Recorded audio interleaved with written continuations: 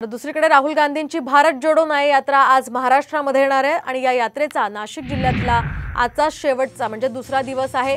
नाशिकच्या चांदवड बाजार समितीच्या आवारात राहुल गांधी, शरद पवार, संजय राऊत यांच्या उपस्थितीत शेतकरी मेळावा होणार आहे आणि या मेळाव्यात कांदा निर्यात बंदी, कांद्याचे घसरलेले दर तसंच द्राक्षांचा भाव या प्रश्नांवर हे नेते संवाद साधणार आहेत आणि याचाच आढावा घेतलाय आमचे प्रतिनिधी अजय सुनवणे यांनी। राहुल गांधी यांच्या भारत जोडो यात्रेचा आज दुसरा दिवस नाशिक जिल्ह्यामध्ये आहे।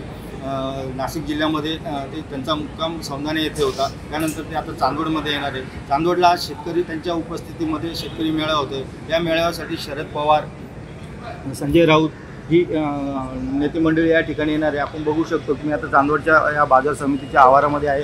येथे सभेचं जे होणार आहे त्याचं स्टेज जे आहे त्याचं काम सुरू झालेलं आहे। या ठिकाणी काँग्रेसचे अनेक नेते आलेले आहेत आणि या ठिकाणी हा जो मेळावा शेतकरी मेळावा होतो या मेळाव्यामध्ये शरद पवार, राहुल गांधी हे शेतकऱ्यांशी संवाद साधणार आहे। यामध्ये कांदा प्रश्न असेल, द्राक्ष प्रश्न असेल यावरती उहापोह होण्याची शक्यता आहे आणि त्यानंतर ते नेमकं शेतकऱ्यांना काय मार्गदर्शन करणार आता याकडे सर्वांचं लक्ष लागलेले। एकूणच जर बघायला गेलं तर ह्या भारत जोडो यात्रेच्या माध्यमातून एक प्रकारे लोकसभेचं नारळ फुटलं असं समजायला हरकत नाही।